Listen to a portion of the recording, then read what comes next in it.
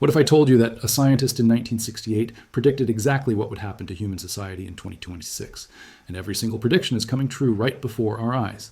In a cramped laboratory at the National Institute of Mental Health, researcher John B. Calhoun built what he called a mouse utopia, a perfect world where rodents had unlimited food, water, shelter, and protection from predators. What happened next was so disturbing that it's been called one of the most important experiments in behavioral science. And more terrifyingly, we're now living through the human version of it. The experiment was called Universe 25, and what Calhoun discovered about overcrowding and social collapse wasn't just about mice. It was a warning about our future, a future that has now arrived. Calhoun's experiment began with 4 pairs of mice introduced into a specially designed habitat that could comfortably hold over 3,000 mice. The enclosure had everything they could possibly need: nesting boxes, unlimited food dispensers, water bottles that never ran dry, and perfect climate control. There were no predators, no diseases, no threats of any kind. It was, by every measure, a paradise. For the first 100 days, the mice did exactly what you'd expect. They explored their new home, they mated, and the population began to double every 55 days. Calhoun called this Phase A, the period of adjustment. Then came Phase B, the exponential growth phase, where the population exploded as the mice took full advantage of their perfect conditions. But then something changed. Around day 315, the population growth began to slow dramatically, even though there was still plenty of space and resources. Calhoun called this Phase C, and it's where things started to get interesting and deeply unsettling. The mice weren't running out of food or water. They weren't getting sick from any disease. What was happening was purely social and behavioral. As the population density increased, the social structures that normally govern mouse society began to break down. Male mice that would normally establish territories and protect their families became increasingly aggressive or completely withdrew from social interaction altogether. Some males, which Calhoun called the beautiful ones, stopped engaging in any social behavior at all. They didn't fight, they didn't mate, they didn't do anything except eat, sleep, and groom themselves obsessively. These mice were physically perfect, with beautiful unmarked fur because they'd never engaged in any social conflict, but they were completely detached from the society around them. Female mice, meanwhile, became increasingly stressed and neglectful. Normally, attentive mothers began abandoning their young, failing to build proper nests, or even becoming aggressive toward their own offspring. Infant mortality skyrocketed, not because of resource scarcity, but because the social behaviors necessary for survival had collapsed. Some mice became hyper-aggressive, attacking others randomly and without the normal social signals that would typically prevent serious injury.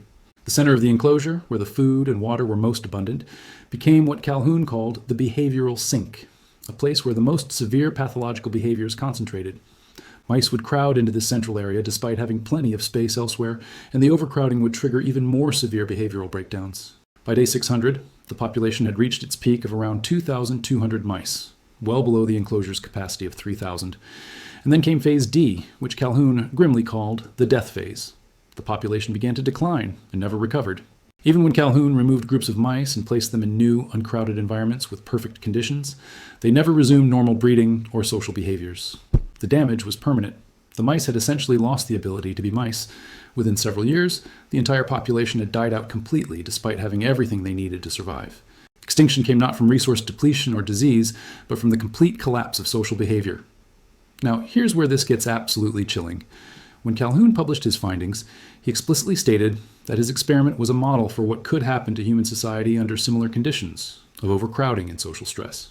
He warned that we were heading toward our own behavioral sink, and he predicted it would manifest in very specific ways: social withdrawal, increased aggression, breakdown of family structures, declining birth rates, and the rise of individuals who are physically present but socially absent. Does any of this sound familiar? Because in 2026, we're not just seeing these patterns, we're drowning in them. Let's start with the most obvious parallel: the beautiful ones.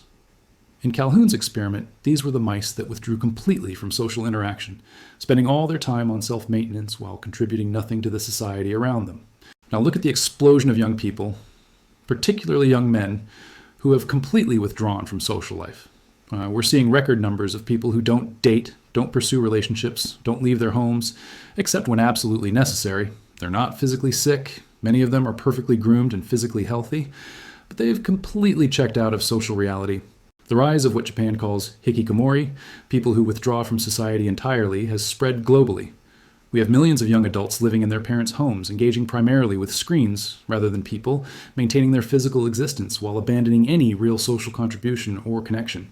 Then there's the decline in birth rates, which is happening across virtually every developed nation at rates that demographers describe as unprecedented and alarming. Just like in Universe 25, we have abundant resources. Most developed nations have enough food, shelter, and medical care, yet people are choosing not to have children at rates never seen before in human history. South Korea's birth rate has fallen to 0.72 children per woman, a number so low that it means each generation is less than half the size of the previous one. Similar patterns are emerging across Europe, East Asia, and increasingly in the Americas. This isn't happening because people can't afford children, although economic stress is certainly a factor. It's happening because the social behaviors and structures that traditionally supported family formation have collapsed in the same way they did for Calhoun's mice. The behavioral sink Calhoun observed, where pathological behaviors concentrated in the most crowded areas, has its human equivalent in our urban centers and digital spaces. Cities that should be vibrant centers of human culture and interaction have become epicenters of social isolation, mental health crises, and behavioral pathology. The more connected we become digitally, the more disconnected we become socially. Social media platforms, which were supposed to bring us together, have become the ultimate behavioral sink, places where our worst impulses concentrate and amplify. Aggression that would never happen in face-to-face interaction becomes routine online. People who would never dream of attacking a stranger in person will viciously attack dozens of people they have never met in the comments section. We're also seeing the breakdown of normal social hierarchies and structures that Calhoun observed. In a healthy mouse society, there are established territories, clear social roles, and behavioral norms that most mice follow. In the overcrowded Utopia, these structures disintegrated. Dominant males couldn't maintain territories because there were too many competitors. Normal courtship behaviors broke down because the social signals became too chaotic to interpret. We're seeing exact parallels in human society where traditional social structures around work, family, community, and even basic interaction have become so chaotic and contested that many people simply opt out entirely. The rules that governed human interaction for thousands of years are dissolving, and we haven't developed functional replacements. Perhaps most disturbing is what happened when Calhoun tried to save the mice. He took groups of them from the overcrowded enclosure and placed them in new, perfect environments with low population density and abundant resources. These mice had everything they needed to thrive, but they didn't. They had lost the capacity for normal social behavior. The females didn't know how to build proper nests or care for young. The males didn't know how to establish territories or court females.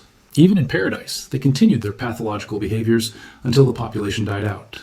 This suggests that the damage from the behavioral sink isn't just environmental. It's transmitted somehow, perhaps culturally or behaviorally, in ways that persist even when the original stressor is removed.